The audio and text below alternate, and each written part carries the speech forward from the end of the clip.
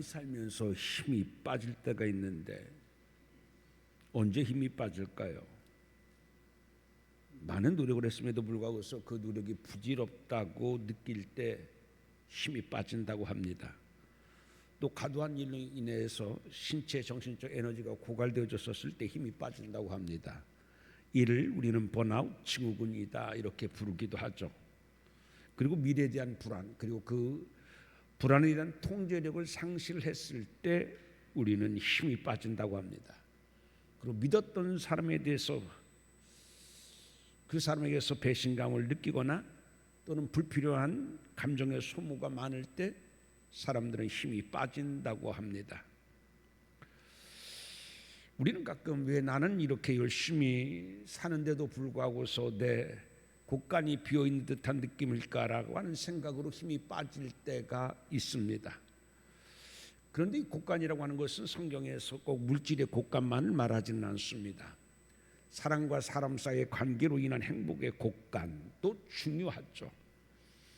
어떤 사람은 사람과 사람 사이에 느낄 수 있는 따뜻한 온기, 또 사랑의 기쁨, 그런 것들이 채워지지 않는 그러한 곳간이 있습니다. 또 계획했던 일들이 잘 되어지는 기쁨의 곳간도 있죠. 그리고 하나님에 대한 믿음의 곳간, 건강의 곳간, 많은 곳간들이 있습니다. 그런데 우리는 가끔 내 곳간이 비었다고 하는 생각이 들 때가 있죠. 사람은요, 내 곳간이 비어있다고 하는 것을 느낄 때 삶에 내 안전망이 사라졌다고 하는 두려움과 함께 내가 선택할 수 있는 선택지가 줄어들었다는 답답함이 찾아온다고 합니다. 곳간에서 인신난다라고 하는 말처럼 내 곳간이 가득하게 되면 마음의 여유가 있고요, 사람들을 대하는 태도도 너그럽고 긍정적인 태도지만은 반대로 내 곳간이 비어있을 때는요, 마음의 여유도 사라지지 않고 예민해집니다. 긍정적인 해석보다는 부정적인 해석이 더 자신의 마음을 지배할 때도 많습니다. 그런데 우리는 가만히 생각해 보게 되면 곳간이 비어있다고 하는 것은 사실 하나님의 새로운 은혜로 체험을 경험할 공간이 생겼다라고 하는 뜻이기도 하지 않습니까? 그래서 빌립보서 4장 19절 말씀에서는 나의 하나님이 그리스도 예수 안에서 영광 가운데 그 풍성한 대로 너의 모든 쓸 것을 채우시리라 이렇게 말씀합니다. 하나님은 어떤 분이냐? 우리의 곳간이 비어져 있을 때의 그 곳간을 풍성함으로 채워주신 하나님이다 라는 말씀인 것입니다. 우리가 열왕기상 17장 말씀에 보게 되면 엘리야 시대의 가르밧 과부의 이야기를 우리는 읽게 되어지죠.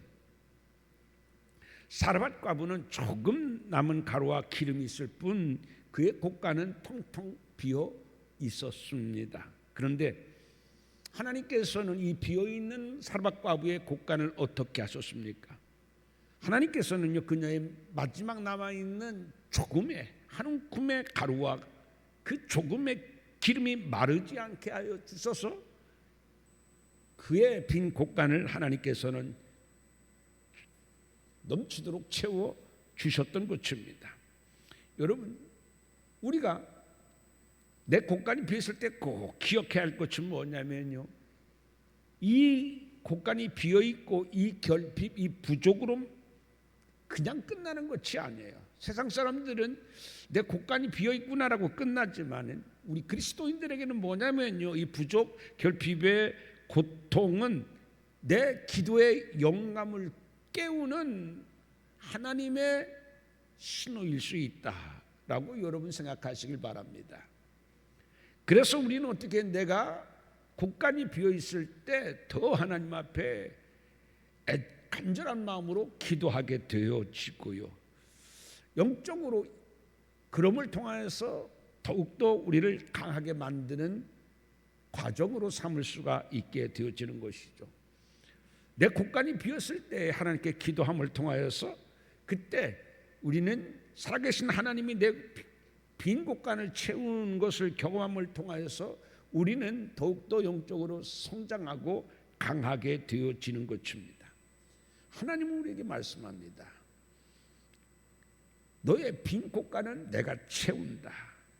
여러분 아멘입니까? 여러분의 마음이, 여러분의 곳간이 기쁨과 행복으로, 축복으로 채워지기를 바랍니다. 여러분의 신체의 곳간이 건강으로 채워지기를 바라고요. 여러분의 물질의 곳간이 하나님의 곳간으로 채워지기를 바랍니다. 그런데 그 곳간의 채움에는요, 성경을 관통하는 5가지의 원리가 있습니다. 이건 L 5가지의 원리라고 이야기합니다. 첫 번째 원리는 뭐냐면 러브입니다. 러브, LOVE, 러브입니다. 바로 우리의 곳간의 체험은 어떻게 해서 시작하냐면 바로 사랑에서 시작한다라고 하는 말씀인 것입니다. 오늘 우리가 읽은 말씀처럼 내 재물과 내 소산의 처음 익은 열매로 여호와를 공경하라, 이렇게 말씀하죠. 공경은 시작은 어디서 시작되어져요? 사랑에서 시작되어집니다. 여러분 부모를 공경하던, 하나님을 공경하던, 누구를 공경하던 그 공경의 시작은 바로 뭐냐면 사랑입니다. 사랑의 출발이 바로 공경으로 이어지게 되어지는 것이죠. 그런데 하나님께서는요, 우리에게 그 사랑이 있을 때 하나님은 우리의 곳간을 채우신다라고 말씀합니다. 우리가 잘 아는 것처럼 성경에서 가장 계산적인 사람을 들으라고 하면 우리는 야곱을 서슴지 않고 들 수 있습니다. 그는 정말 계산적인 사람이었어요. 그는 어머니의 뱃속에서 태어나기도 전에 계산하면서 태어난 사람이에요. 장남으로 태어나고 싶어서, 내가 차남으로 태어나게 되면은 장남의 축복을 얻지 못한다는 생각에 어머니의 뱃속에서부터 철저한 계산적인 사람으로 태어났습니다. 그렇게 그는 하나님을 믿으면서도 계산적으로 믿었던 사람입니다. 그는요, 하나님 나를 지켜주시면 내가 하나님 앞에 11조를 드리겠습니다 라고 하나님과 거래하던 사람입니다. 이 거래에는 사랑이 없습니다. 거래와 공경에는 차이가 있어요. 공경에는 거래가 없습니다. 공경에는 사랑만 있습니다. 그런데 야곱은 사랑이 아니고 공경이 아니고 하나님은 거래의 대상일 뿐이었다라는 사실인 것입니다. 그래서 그는 하나님 나를 지켜주시면 내가 11조를 드리겠습니다. 하나님이 나를 이렇게 축복하시면 내가 무엇을 하겠습니다. 이렇게 거래하던 사람이었다라는 사실입니다. 그런데 야곱은 야복강가에서 하나님을 만나고 그의 환도뼈가 부러지고 그의 이름이 야곱에서 이스라엘로 바뀐 다음에 그의 모든 것이 바뀌어졌습니다. 하나님은요, 거래의 대상이 아니라 사랑의 대상이 되어졌어요. 사랑의 대상이 되어졌었을 때에 그 인생의 곳간도 바뀌어졌습니다. 여러분, 우리는 하나님을 거래의 대상으로 삼아서는 안 됩니다. 사랑의 대상, 축복의 대상으로 삼아야 됩니다. 여러분, 우리가 하나님을 거래의 대상이 아니라 축복의 대상으로 바꿀 때에 비로소 우리의 곳간에는 하나님의 은혜로 채워짐을 꼭 기억하신 여러분 되기를 바랍니다. 그것을 보여주는 것이 바로 야곱입니다. 우리는 강물의 원리를 잘 압니다. 여러분, 물은 고이면 썩습니다. 그런데 이 물은 고이지 않고 흘러가게 되면은 생명을 살리고, 그리고 그 강물은 다시 비가 되어져서 또 채워지게 되어집니다. 마찬가지입니다. 우리가 하나님에 대한, 이웃에 대한 사랑으로, 그래서 내 것만 채우는 것이 아니라, 내 곳간만 욕심 있게 채우는 것이 아니라 하나님의 사랑으로, 이웃의 사랑으로 우리가 흘러갈 때 하나님이 더 채우신다. 여러분 보십시오. 누가복음에 보면 어리석은 부자가 있었어요. 그는 곳간을 바라보면서 아주 흡족하게 생각했습니다. 아주 그러나 그는 그날 하나님이 불러가실 줄은 전혀 몰랐지 않습니까? 여러분, 우리의 곳간은 누가 지켜주시고 누가 채워주셔야 되느냐면 하나님이 지켜주시고 하나님이 채워주셔야 됩니다.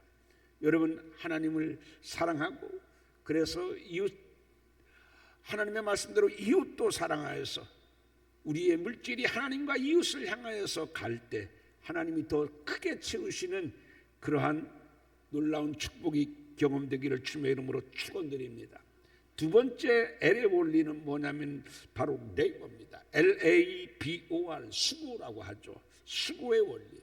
여러분, 하나님께서는요, 우리가 수고로 흘리는 땀을 저장하셨다가 때가 되게 되면은 그 우리가 흘린 수고의 땀을 우리의 곳간에 큰 열매로 채워주신다라고 하는 말씀입니다.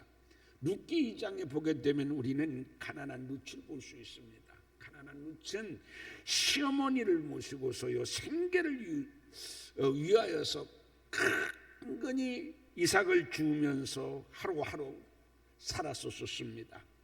그럼에도 그녀는요 불평하지 않고서 늘 밭에 나가서 논에 나가서 이삭을 주면서 수고를 아끼지 않았습니다. 그래서 룻기 2장 7절 말씀에 보면요, 저렇게 그렇게 수고하는 저가 누구냐 하는 이야기를 우리는 룻기 2장 7절에서 우리는 볼 수 있습니다. 그녀의 수고는요, 이 갑부인 보아스의 눈에 들었고, 그래서 그 갑부의 가문에 들어가는 축복이 되어졌어요. 만약에 수고하는 이러한 룻의 모습이 아니었다고 하게 되면 그는 보아스의 가문에 그렇게 들어가지 못했을 것입니다. 성공한 사람들의 공통점은요, 보이지 않는 시절의 수고가 다른 사람보다 컸다라고 하는 이야기입니다. 여러분, 성공의 무대는 갑자기 오지 않는데요.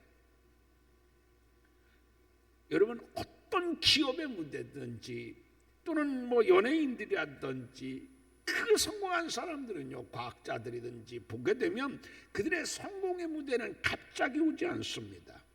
그들이 흘린 수고, 땀, 그런 것들이 곳간을 채우게 되어지는 것이죠. 여러분, 대나무를 보십시오. 대나무는 강한 폭풍에도 잘 부러지지 않는 나무로 유명합니다. 그 이유 가운데 하나가 뭐냐면 마디마디 때문에 그렇다고 그래요. 마디마디, 수고의 마디마디가 강한 폭풍우가 불어도 흔들릴지언정 부러지지가 않습니다. 여러분, 하나님 안에서 흘린 여러분의 수고는 결코 헛되지 아니하고서 여러분의 곳간을 채울 것이고, 세상에 어떠한 어려움과 힘듦이 와도 그 여러분의 곳간을 쓰러뜨리거나 무너뜨리지 못하고 하나님이 붙드시는 축복의 곳간이 되어줄 줄 믿습니다. 세 번째 원리는 뭐냐면 러닝입니다. 러닝, 배움입니다. LEARING, 러닝, 배움입니다. 여러분, 배우기를 멈추면 바로 우리의 인생의 수입도 멈춘다고 하는 사실입니다. 현재 세계의 최고의 부자이자 역사상 최고의 부자가 있습니다. 그의 개인 재산이 1,000조 원을 넘습니다. 1,000억 원이 아니라 1조 원이 아니라 10조가 아니라 100조도 아니라 1,000조를 넘는 인류 역사상 최초의 인물인 일론 머스크, 잘 아실 것입니다. 그는 어린 시절부터 지독한 독서광이었습니다. 그는 어린 시절부터 책을 손에 다고 살 만큼 독서열을 가졌던 사람입니다. 어린 시절에도 그는 하루에 9시간, 10시간씩 독서에 몰두하는 삶을 살았다고 합니다. 특히 그가 어린 시절에 읽었었던 공상과학소설은 일론 머스크의 상상력을 크게 자극하여서 훗날 테슬라, 스페이스X와 같은 상업에 기반이 되어진 건 우리는 잘 압니다.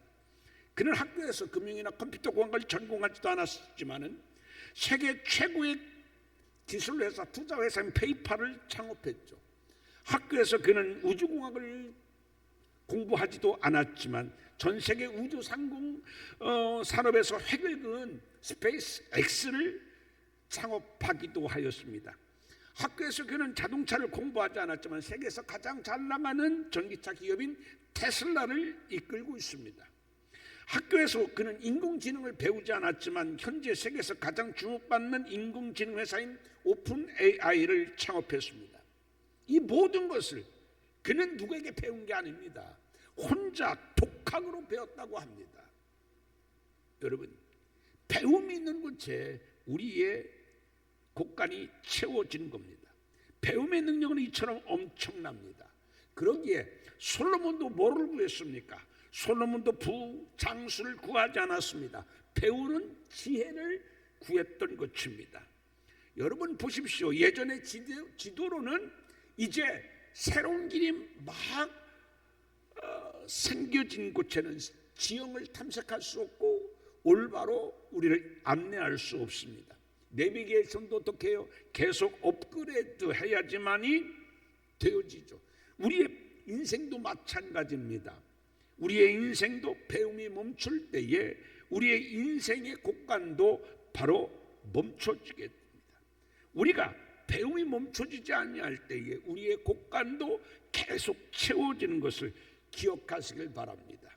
우리는 삶에서, 성경에서, 그리고 세상에서, 책을 통해서 우리는 늘 겸손하게 배워간 그러한 여러분 되어지기를 바랍니다. 작은 자에게도 배울 것이 있어요. 늘 배우려고 노력하는 자세가 여러분의 곳간을 채워가는 큰 축복의 통로가 되어짐을 꼭 기억하시기를 바랍니다. 네 번째 L은 뭐냐면요, 로얄티입니다. 로얄티, 즉 충성입니다. 여러분, 하나님은 어떤 사람의 곳간을 채우시느냐? 신실한 청지기의 곳간을 채우십니다. 그런데 이 충성은 중요한 것은 크기가 아닙니다. 얼마나 큰 충성을 했느냐가 아니라 얼마나 지속성을 가지고 충성했느냐. 하나님은요, 지속성의 하나님, 그 충성을 보시는 하나님이다라는 얘기입니다. 얼마나 큰 충성을 했느냐가 아니라 그의 충성이 변하지 아니하고서 꾸준히 지속되고 있느냐. 그럴 때 하나님은 우리의 곳간을 채우신다라고 말씀하고 있습니다. 요즘에 우리 대전 충남의 화두 가운데 하나가 뭐냐면 대전 충남 통합이죠. 이를 위해서 반대하는 사람들이 많이 있습니다. 근데 그들은요, 거의 매일 트럭에 충남 대전 통합을 자유투표로 하라, 주민투표로 하라, 그렇게 트럭 시위도 하고요, 피켓 시위도 하고요, 다양한 방법으로 운동하고 있습니다. 그런데 이러한 돈은 어디서 나오겠어요? 자발적으로 냅니다. 싸지 않습니다. 트럭 하나 움직이는데 하루에 80만 원입니다. 매일 한 달 넘게 지금을 갖고 있습니다. 피켓 시위 하는데 다 돈 들어가면 누가 합니까? 자기들이 자기 손으로 자기 돈 들여가지고 그럽니다. 누가 보상합니까? 절대 보상하지 않습니다. 어제도 갤러리아 그 앞에서 굉장히 데모를 많이 시위를 한 걸로 저도 알고 있습니다. 어제 추웠잖아요. 추운 날씨 속에서 왜 그래요? 누가 보상해 주는 것도 아니에요. 누가 칭찬해 주는 것도 아니에요. 왜요? 그들은 자기가 사랑하는 대전을 지키고 싶은 마음에 자기의 돈을 내고 자기가 그 추운 겨울날 나와가지고서 발을 동동 굴리면서 그렇게 해요. 지나가다가 어떤 사람은요, 격려하는 사람도 있지만 반대의 사람도 있어요. 그런데 그들은 해요. 왜요? 단지 이유는 하나예요. 대가도 없습니다. 보람도 없습니다. 그냥 내가 사랑하는 내 고장 대전을 지키기 위한 거예요. 보상도 없지만. 그런데 성경은 우리에게 뭐랍니까? 하나님에 대한 충성은 보람이 있고 내 곳간이 채워진다. 여러분 생각해 보셔보세요. 그들은요, 아무 보상도 없는, 그렇게도 그래도 충성을 하잖아요. 여러분, 하나님은 우리에게 말씀합니다. 누가복음 16장 10절 말씀에 보면 지극히 작은 것에 충성된 자는 큰 것에도 충성하고. 여러분, 하나님은 우리의 작은 충성 그리고 지속적인 변하지 아니하는 꾸준한 묵묵한 흔들림 없는 그러한 충성을 하나님은 기뻐하시고 그런 사람의 곳간에 채우신다는 얘기입니다. 반짝 충성하는 사람보다 그렇게 크게 빛나지는 않지만, 그렇게 크게 주목받지 못하지만, 그러나 그럼에도 불구하고 끝까지 변하지 아니하고서 충성하는 신실한 사람을 하나님은 축복하신다라고는 사실인 것입니다. 하나님은 내 마음에 합당한 자라고 일컫는 사람이 우리는 다윗인 것을 잘 압니다. 다윗은 왜 이렇게 하나님의 마음에 합당했을까요? 그는 정말 삶의 위기가 찾아오고 억울한 누명을 쓰고 그리고 이유를 알 수 없는 역경을 당할 때나 언제든지도 하나님에 대한 마음은, 신앙은 변하지 않고 흔들리지 않고 충성했습니다. 내가 힘이 있을 때도 충성했어요. 여건이 안 될 때도 충성했어요.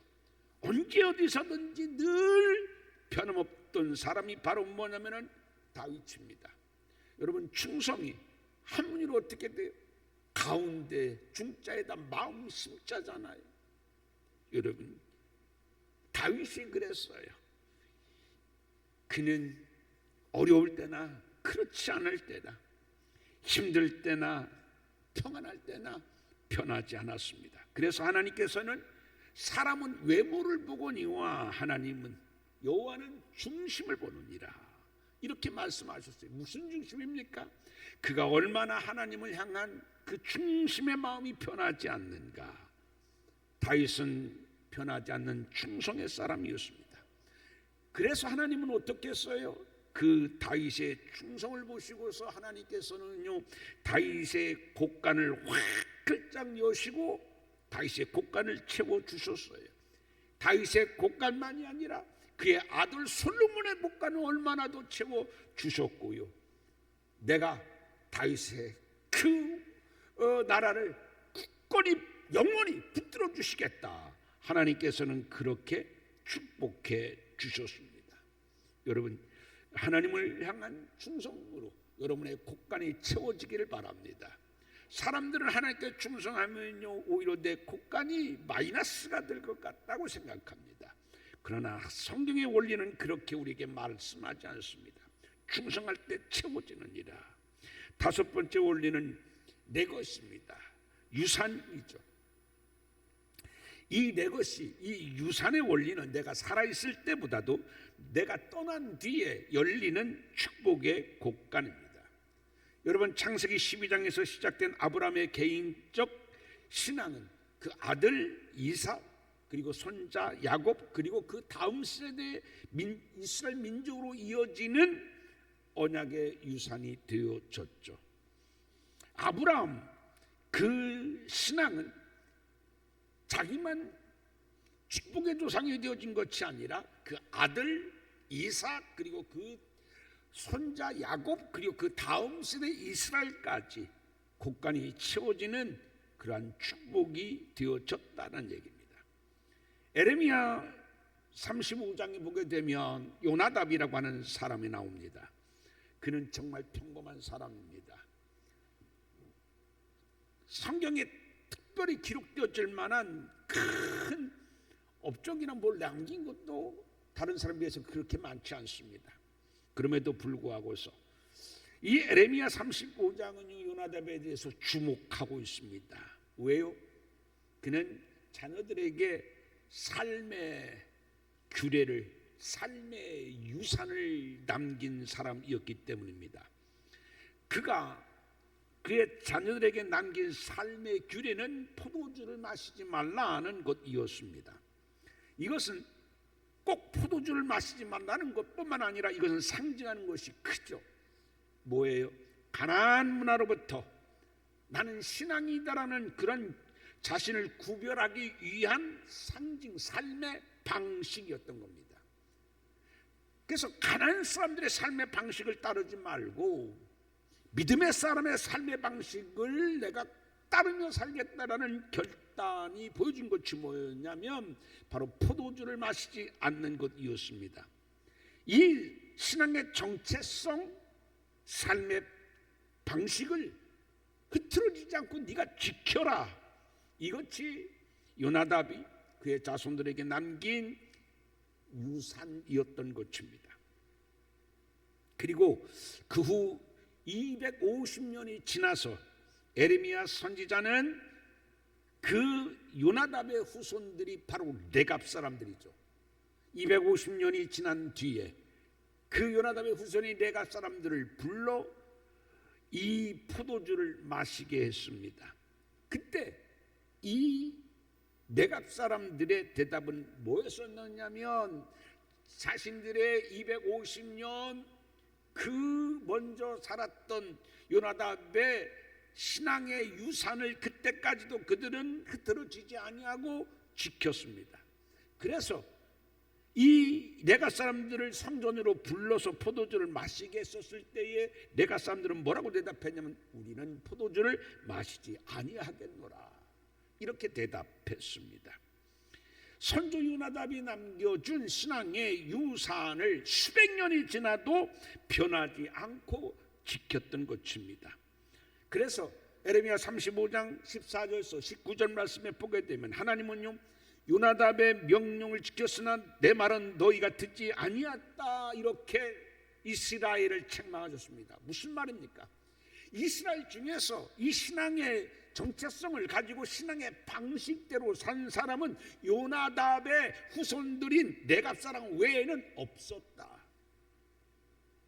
다른 사람들은요 신앙의 유산을 물려주지 못했지만 그러나 요나답 신앙의 유산을 잘 물려줬고 그의 자손들은 이 신앙에 물려받은 자손을 잘 지키며 신앙의 정체성을 잃지 않고 신앙의 방식대로 삶을 살았다라고 하는 말씀인 것입니다. 그리고 이 요나답의 아들 레갑에게 이렇게 축복했습니다. 내 앞에 설 사람이 영원히 끊어지지 아니하리라, 이렇게 축복을 선언하셨습니다. 여러분, 오늘 말씀은요 곳간의 다섯 번째 원리는 유산은 지금 당장의 성공이 아니라 다음 세대의 신실함으로 이 요나답을 통하여서 레갑의 후손들을 통하여서 증명되어졌습니다. 이 말씀을 오늘을 사는 우리에게 나는 자녀들에게 무엇을 남기고 있는가? 말이 아니라 신앙의 삶의 방식이 나는 전수되고 있는가, 전수하고 있는가라는 질문을 하게 합니다. 사랑하는 성도 여러분, 여러분의 자녀들을 위하여서 신앙의 분명한 정체성과 삶의 규례를 유산으로 남기는 여러분 되어져서 여러분들의 자녀들의 곳간이 여러분들의 남겨진 신앙의 유산으로 체험받기를 주님의 이름으로 축원드립니다. 신앙의 유산이 없으면은 자녀들에게 많은 것을 남겨주어도 나중에 그들의 곳간은 비어있는 곳간이 되어질 것입니다. 여러분, 성공하는 사람은 10%밖에 되지 않는다고 합니다. 성공하지 못한 사람이 90%가 된대요. 그런데 90%의 사람들이요 10%의 성공한 사람들을 보고 부러워하지만 10%의 사람들의 삶의 가치관과 방식대로 살지는 않는다고 합니다. 그렇게 살고는 싶지만, 성공하고 싶지만 그렇게 그들의 삶의 원리대로 살지는 않는다고 그래요. 부러워하면서도 나는 그렇게 살기는 싫어, 그냥 내가 이렇게 살지. 그들에게 배울 게 있으면 배우고 그들의 삶의 원리, 삶의 방식, 그들의 고집, 그것을 오늘 내가 그렇게 내 삶의 방식으로 살면 그렇게 되지만, 그러나 90% 사람들은 그 삶의 방식대로 살지는 않고 그 10%의 사람들의 성공의 모습만 바라보고 부러워한다고 하는 겁니다. 여러분, 오늘도 마찬가지입니다. 오늘 우리는 이 5가지의 원리를 오늘 말씀을 통해서 배웠습니다. 정말 내 곳간이 채워지고 여러분의 자녀들의 곳간이 채워지기를 바라면, 하나님 내 곳간이 채워지기를 원합니다가 아니라 내가 이 원리로 살아가겠습니다. 근데 사실 쉽지 않아요. 그렇지 않습니까? 쉽지 않아요. 아무나 축복하고 아무나 축복의 사람이 되고 성공한 사람이 되지는 않습니다. 그러나 중요한 것은 결단이고요. 그 결단이 마음의 결단이 아니라 삶에 나타나서 정말 오늘 5가지의 원리대로 하나님을 사랑하고 이웃을 사랑하고, 그리고 내가 맡겨진 자리에서 최선을 다하는 수고의 땀방울을 멈추지 아니하고, 내가 성경을 통해서 사람을 통해서 내가 늘 멈추기를 배우는 것을 멈추지 아니하고서 하나님께 지혜를 구하면서 내가 배우면서 살리라. 하나님께 끝까지 충성하면서 살리라. 내가 다음 세대의 삶의 아름다운 신앙을 유산하리라는 이 5가지의 원리를 가지고 살 때에 여러분들의 곳간은 채워지고 여러분들의 자녀들의 곳간이 채워질 줄 믿습니다. 하나님은 오늘 우리에게 묻습니다. 너의 곳간을 내가 채우기를 원하느냐? 그렇다면 내 원리로 살아보겠느냐? 여러분, 너의 곳간을 내가 채워주기를 원하느냐? 그러면 아멘 합니다. 그렇다면 내 원리로 살아보겠느냐? 하면 글쎄요, 생각해 볼게요. 왜요? 쉽지 않습니다. 여러분, 교정한다는 건 쉽지 않습니다. 이렇게 돌아다니 보게 되면요, 뭐 허리 교정, 뭐 무슨 교정, 뭐 자세 교정 이런 거 많이 있지 않습니까? 얼마나 교정하는데 힘이 들어요. 우리는 교정할 게 많습니다.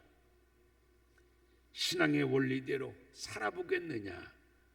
사랑하는 성도 여러분, 머리로만이 아니라 우리의 삶으로 신앙을 삶의 원리가 신앙의 방식대로 살아봄을 통하여서, 야, 저 사람이 저렇게 있지, 바뀌니까 저의 곳간이 채워졌구나, 이렇게 곳간을 채우는 산 증인의 주인공이 되어 사는 여러분 되어지기를 바라고요.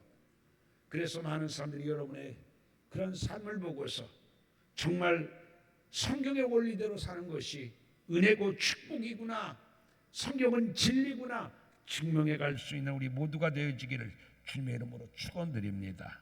기도합니다. 하나님 아버지, 오늘 우리에게 곳간의 원리를 말씀해 주심을 감사합니다. 우리의 곳간이 채워지기를 원합니다. 그 곳간이 채워지기 위해서는 오늘 하나님의 원리로 살아야 함을 또한 하나님 우리에게 말씀합니다. 아버지, 이 시간 내가 이제까지 이렇게 살았지만, 그렇게 살지 못했었지만 내가 하나님의 원리로 살아보겠습니다. 다짐하는 시간 되게 하여 주시옵시고, 다짐한 대로 살아볼 수 있도록 성령이여 우리의 연약함을 도와주시옵소서. 이제 내 힘이 아니라 하나님의 은혜로 성경의 원리대로 살아가는 동안 내 곳간이 채워짐을 경험하는 복된 우리가 되게 도와주시사, 성경은 진리인 것을 증명해가는 우리가 되게 하여 주옵소서. 예수님 이름으로 기도하옵나이다. 아멘.